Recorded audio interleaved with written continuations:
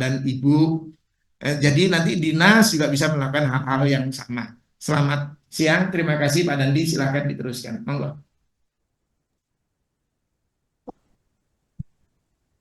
Baik, terima kasih Pak Agung. Bisa terdengar suara saya Bapak Ibu? Baik, Terdengar. terima kasih. Tadi sudah disampaikan Pak Agung secara eh, luas ya mengenai konsep-konsep yang ditawarkan di Undang-Undang P2SK dan Permen 8 2023 bahwa kategori koperasi closed loop dan open loop itu sudah baku, sudah standar ya, yang tadi juga saya sampaikan di depan dan dipertajam lagi oleh Pak Agung bahwa eh, ketentuan-ketentuan tersebut harus segera ditindaklanjuti oleh koperasi simpan pinjam, unit simpan pinjam ya. Termasuk kami Kementerian Koperasi dan UKM beserta dengan Dinas Koperasi Provinsi dan Kabupaten Kota itu nanti harus melakukan validasi ataupun verifikasi. Ya, sebagai contoh kita sudah melakukan uji petik ya, uji petik penilaian simpan pinjam closed loop dan open loop di beberapa koperasi, kurang lebih 40 koperasi. Mungkin besok kita juga akan melakukan uji petik lagi bersama dengan OJK. Yang dimaksud uji petik itu adalah bersama dengan OJK, ya. Kita akan bergerak ke daerah Provinsi Jawa Tengah. Itu adalah bagian dari pengawasan ataupun penilaian usaha simpan pinjam koperasi. Sebagai bagian integral pengawasan koperasi, Pak Agung memang arahan dari Pak Menteri dan sesuai dengan kondisi era disrupsi 5.0, kita sudah harus melakukan pengawasan berbasis teknologi informasi. Ya, kita harus melakukan digitalisasi pengawasan koperasi yang tadi disampaikan Pak Agung harus 100% diawasi oleh pemerintah seluruh koperasi simpan pinjam itu. Hal itu tidak mungkin bisa dilakukan jika tanpa adanya sistem ataupun kita tidak bisa jika tidak memakai teknologi informasi. Nah, oleh karena itu kita harus segera menggagas ataupun mengembangkan sistem pengawasan koperasi yang sudah berjalan selama ini, kita kembangkan, kita sempurnakan agar pemerintah, ya, Kementerian Koperasi dan UKM, Dinas Koperasi Provinsi dan Kabupaten Kota, beserta dengan gerakan koperasi dapat melakukan pengawasan koperasi. Baik, mungkin kita tawarkan dulu 3 penanggap ataupun 3 penanya dari ruangan fisik dulu ya, Bapak Ibu ya. Kami persilakan Bapak Ibu yang ada di ruangan offline. Wah, ini juga kami uji petik kemarin ke Pak Lukman ini. Silakan Pak Lukman. Pak Lukman kemarin lagi cuti kayak. Silakan Pak Lukman. Waalaikumsalam. Pakai mic dong. Ya, pakai mic aja. Supaya yang di ruang Zoom terdengar dulu, Pak. Sebentar, Pak. Nah, ditempelin aja, Pak. Supaya masuk ke ruang Zoom.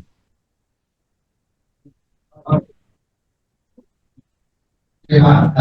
Terima kasih Pak Agung dan Pak MJ yang kemarin sudah datang ke program kami. Tentunya pembelajaran dilakukan di kami. Selanjutnya juga mau bertanya, Pak. Tadi ada pengecualian untuk dengan pinjaman dari lembaga keuangan LPDB. Nah, kenapa itu dikecualikan, Pak? Sedangkan itu kan statusnya sama-sama dengan kita menerima pinjaman dari lembaga keuangan. Mungkin itu dari saya, Pak, dan juga baru mengetahui bahwa ada perpanjangan self declare ini tahap kedua 31 Januari 2024. Maksudnya apakah yang sudah mengisi self declare ini melakukan perbaikan data atau yang bagi yang belum saja? Mungkin ini bisa diberikan, Pak. Terima kasih. Waalaikumsalam warahmatullahi wabarakatuh. Lukman. Pertanyaan Langsung dijawab. Kedua, langsung dijawab. Nanti aja jawab langsung. Ingat-ingat lagi. Baik, Pak Lukman, pinjaman dari LPDP itu bukan termasuk lembaga keuangan, Pak Lukman. Jadi lembaga pengelola dana bergulir merupakan badan layanan umum dari Kementerian Koperasi dan UKM. Jadi bukan termasuk lembaga keuangan seperti yang dimaksud di Permen 8 tahun 2023, karena yang dimaksud lembaga keuangan itu tadi adalah misalkan perbankan ataupun lembaga yang mengejar keuntungan, ya, yang mengejar keuntungan mungkin seperti perbankan, pembiayaan, perasuransian dan lain sebagainya, termasuk obligasi ataupun pasar modal, gitu ya. Jadi itu dikecualikan. Terus mengenai perpanjangan 31 Januari 2024, ini sebetulnya Koperasi Sahabat Mitra Sejati kan sudah mengisi di tahap pertama, ya, sudah clear di tahap pertama. Bagi Bapak Ibu yang sudah melakukan self-declare di tahap pertama, itu sebetulnya sudah cukup, ya, sudah cukup. Nanti kami akan melakukan validasi, termasuk uji petik yang sudah kita lakukan ke koperasi-koperasi, bukan hanya koperasi SMS, tapi banyak koperasi yang lain. Kita selalu menekankan bahwa koperasi harus introspeksi ataupun memantau dirinya sendiri agar misalkan yang melayani non-anggota segera dikeluarkan atau dijadikan anggota. Terus koperasi masih melakukan usaha asuransi atau pergadaian ataupun jasa keuangan lainnya, tolong dihentikan. Terus misalkan tadi pinjaman dari lembaga keuangan masih di atas 40% dari total aset, maka harus segera diturunkan. Kira-kira begitu, Pak Lukman. Jadi kami sering berdiskusi ataupun mendapat masukan-masukan dari koperasi. Hal-hal seperti inilah yang kami sampaikan, terutama kemarin ke pengurus koperasi SMS pada khususnya. Mungkin begitu, Pak. Pak Agung ada tambahan, silakan. Jadi mudahnya begini, Pak. Mudahnya kenapa yang pinjaman dari pemerintah termasuk adalah BLU itu tidak dimasukkan, itu sesuai dengan kesepakatan dengan Komisi 11 waktu membahas RUU P2SK. Itu ya dasarnya itu. PIP DFQ nanti kita lihat semuanya. Pokoknya gini loh, Bapak Ibu kalau artinya punya pinjaman dari lembaga pemerintah itu lebih artinya begini. Ini kan bagian dari sebuah proses pemerintah memberikan pemberdayaan meningkatkan akses pembiayaan melalui koperasi.